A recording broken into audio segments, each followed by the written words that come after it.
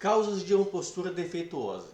Maus hábitos posturais. Já falei disso na sala, tá? Aquela vez que a gente fez aquela aula que eu estava mostrando para vocês a avaliação. Tá? Mau uso aprendido, né? Que eu dei o exemplo de parar com o pé de lado assim, né? Do pé, o quadril em rotação externa. Uma lesão que é maltratada. Tá? E aqui vamos, sei lá, você teve um entorse de tornozelo, que eu estava falando ontem na sala, tá? E você não fez nada, você deixou, né, deixou isso se resolver sozinho, tá? Não reforçou musculatura, não fez nada, tá? A chance disso aí causar uma alteração na postura toda e inclusive voltar é grande, tá? Porque você vai passar um tempo adotando, né, compensando, tá, essa lesão, e essas compensações elas vão se tornar habituais, tá? Que é o que acontece também na posição antálgica, beleza? Anormalidade anatômica. Nesse caso de anormalidade anatômica não tem o que fazer, tá? Que é o que eu estava falando ontem também, certo? Isso aqui tudo, ó, né, maus hábitos posturais, mau uso aprendido, posição antálgica, que nem tanto. Isso aqui a gente recupera, tá? Esse paciente, na maioria das vezes, ele tem condição de voltar para o que é anatômico, né? Porque é normal, porque é natural, tá? Aqui, algumas vezes sim, outras não, mas isso aqui não, tá? Isso aqui, você tem uma normalidade anatômica, não tem o que fazer, certo? Então, para esse caso aqui, o que nós vamos fazer com o paciente, o que nós vamos ajudar o paciente a fazer, é se adaptar àquela anormalidade, né, ou àquela alteração, de maneira com que ele consiga viver, né, normalmente ou funcionalmente, vamos dizer assim, tá, com aquela normalidade que ele tem. Beleza? Então nesse caso que a gente não volta para o que seria natural, tá? Mas a gente consegue fazer com, né, a pessoa se adaptar para ter uma vida normal, tá? E os desequilíbrios musculares, que é a tendência de o músculo ficar, né, se tornar encurtado, tá? Eu dei o exemplo ontem também de né, ficar muito tempo sentado, né, que a gente não está preparado para isso e tal. Isso causa desequilíbrio muscular, beleza? Então você vai ficar 8 horas sentado na cadeira, o seu músculo elipsoas que foi colocado em posição encurtada, ele tende a encurtar, tá? O elipsoas encurtando, automaticamente, né, de maneira reflexa, ele vai inibir o antagonista dele, que é o glúteo máximo, tá? Por isso que o glúteo máximo é um músculo que normalmente é inibido nas pessoas, e ilipsoas é um músculo que normalmente é encurtado, tá? Também isso causa alteração postural, porque, né, o ilipsoas não foi feito para estabilizar a lombar e nem para ficar curto. E quais são as consequências da postura defeituosa? Dor, limitação de movimento, fadiga precoce, tá? Por que fadiga precoce? Porque o músculo está trabalhando uma função que não é dele, então não vai cansar, tá? Estresse anormal na articulação, porque vão aparecer forças que não estão agindo da maneira como deveriam, certo? Por exemplo, músculo que é... Eu queria sair do quadril, mas o quadril é o que está me vindo aqui. Músculo que é extensor de quadril, glúteo máximo, tá? Mas o seu glúteo máximo está inibido. Como é que você vai fazer extensão de quadril? Você não vai fazer? É lógico que vai fazer. Só que você vai usar os isquiotibiais, tá? Só que os isquiotibiais, eles não têm eles não têm alavanca suficiente para poder fazer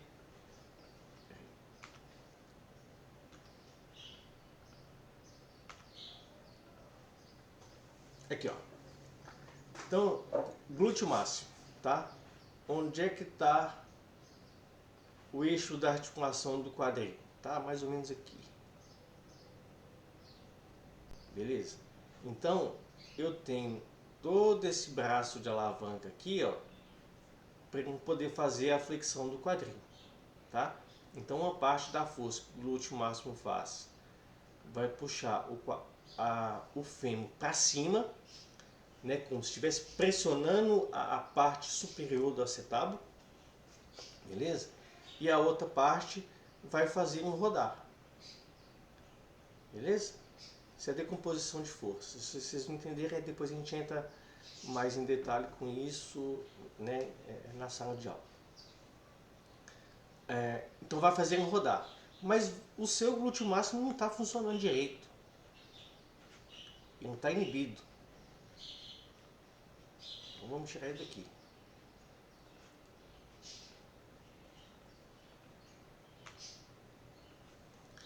Como é que eu vou fazer a extensão de quadril?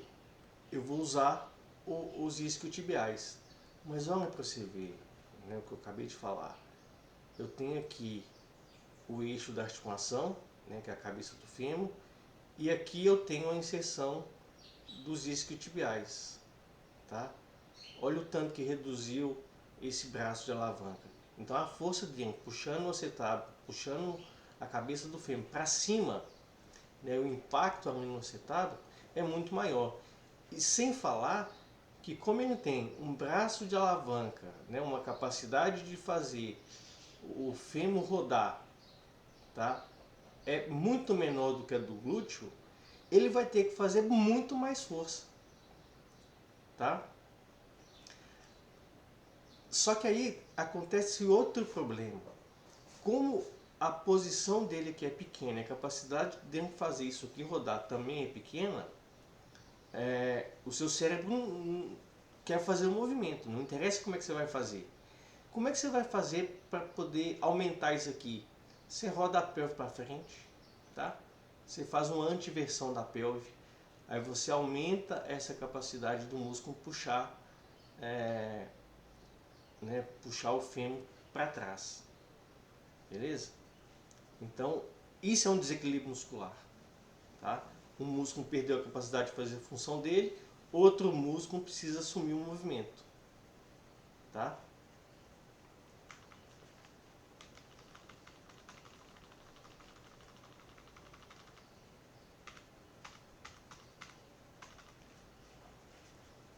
Beleza?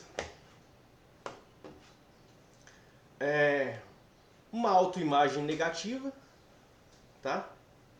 Porque vai ficar esquisito, pode ficar feio, tá? É igual a questão dos abdominais que eu estava falando com vocês, né? Se a pessoa não respira direito, o diafragma vai ficar tenso, e essa tensão do diafragma vai causar uma inibição da musculatura abdominal.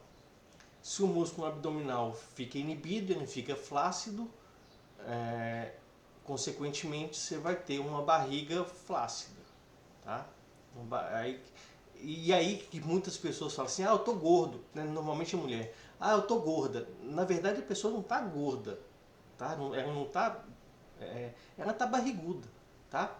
E por que ela tá barriguda? Porque ela não tem força da musculatura abdominal, então fica protuso, tá? Normalmente, se a pessoa consegue ter a força suficiente dessa musculatura abdominal, ela consegue manter, né, o tônus, né, de uma maneira bacana, que vai manter, né, as vísceras que estão lá dentro tudo no lugar e a barriga não vai ficar protusa, tá? Além disso, tem a questão fisiológica, né, que é essa musculatura toda aqui do core, né, abdominais, diafragma, o saco pélvico, multífido, eles fazem uma pressão lá dentro, né, das vísceras, que ajuda no peristaltismo, tá? Então ajuda aí na questão de incontinência urinária, como é que fala? Esqueci a palavra. Constipação, né? Constipação. Então, na hora que aperta, ajuda o peristaltismo, né, do intestino enfim, né, evita constipação. E também a má postura causa desequilíbrio muscular, tá? Então, o desequilíbrio muscular ele está presente tanto como causa como consequência. Por que como causa? Está desequilibrado, vai alterar a postura, como eu já falei antes. Alterou a postura, eu mudei todas as relações de forças que existem no meu corpo. Isso vai gerar mais compensação, mais desequilíbrio muscular. Isso aqui, gente, é um ciclo, tá? Não é difícil você falar. Alguém me perguntou, de onde que veio isso? Não dá para saber e não interessa, tá? O que a gente precisa fazer é corrigir, beleza? Então, a causa aqui, né, o que provocou isso, não interessa, tá? A gente pode identificar algumas coisas que têm o potencial de desencadear isso, né, para evitar de fazer de novo, mas não interessa muito, tá? O importante é corrigir. Qual que é o padrão da postura? Isso está lá no Kendo, tá? Aliás, é um livro que é bom vocês terem. Quem né, gostar mais dessa parte, compra. Não é caro não. Curvaturas normais da coluna.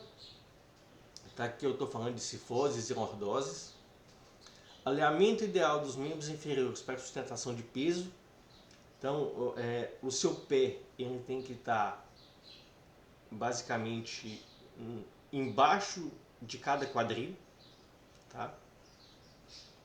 A posição neutra da pelve. Tá?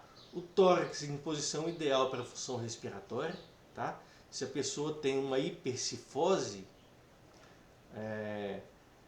ela limita o movimento das costelas, tá? E isso dificulta a respiração.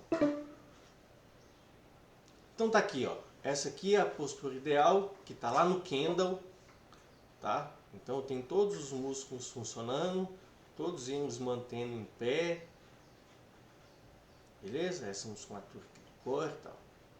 Essa aqui é na vista posterior, tá? Também tudo equilibrado dos dois lados, beleza? Aí aqui tem a posição do fio de prumo. A gente não usou fio de prumo, mas eu acho que vocês já viram isso, né? Na cinesiologia.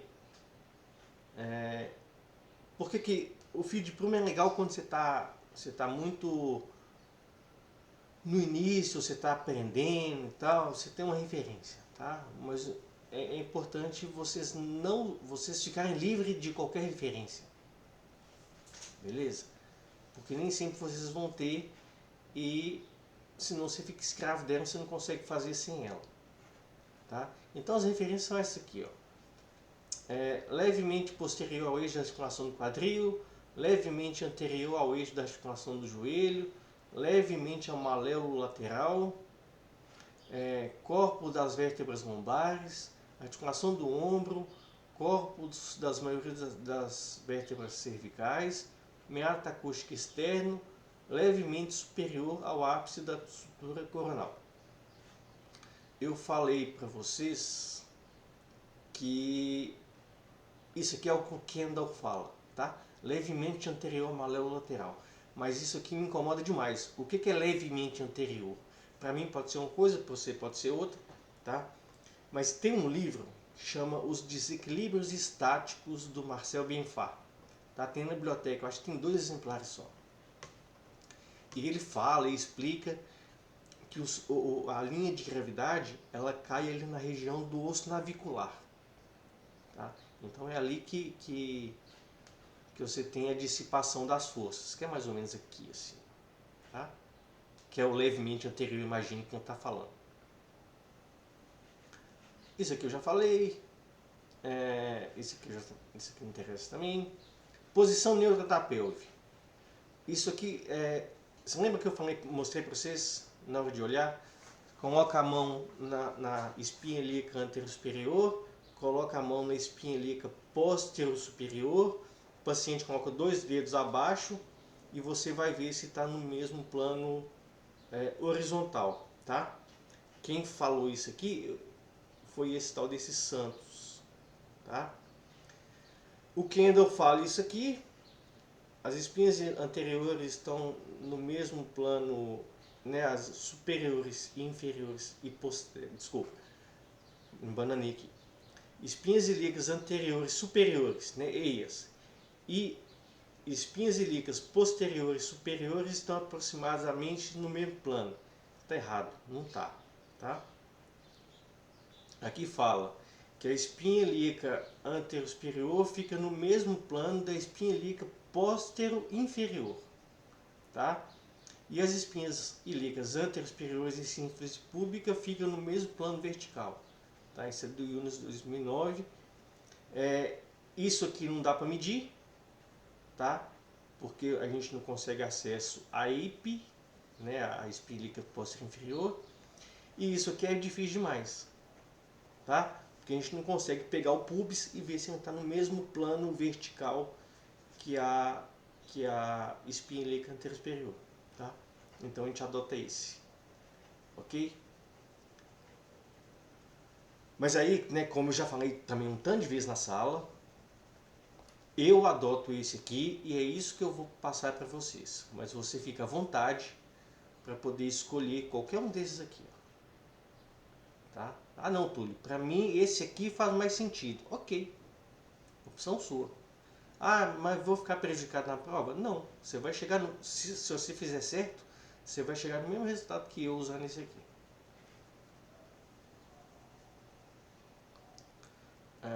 Isso aqui não interessa. Cuidado na avaliação postural. O corpo deve estar o mais à mostra possível, porque mesmo que for roupa de ginástica, ela molda, ela acaba moldando a musculatura, ela acaba segurando alguma musculatura, restringindo algum movimento, tá? Então, a gente acaba não fazendo isso em sala, porque, né, o pessoal tem vergonha e tudo, mas quando você tiver com o paciente, você vai pedir para vir, né, ou de roupa de banho, biquíni, né, fala sunga, o que for possível, o corpo mais à mostra possível, tá? Os pés alinhados, tá? Isso aqui é outra coisa controversa também, que eu acho que eu já falei com vocês. Tem profissionais que adotam uma postura relaxada, tá? Eu acho mais interessante alinhar os pés, tá? Porque a partir do momento que você alinha os pés, você estabelece um ponto fixo, um ponto de referência. E anotar tudo, porque se você anotar, você não vai esquecer. Beleza? É isso.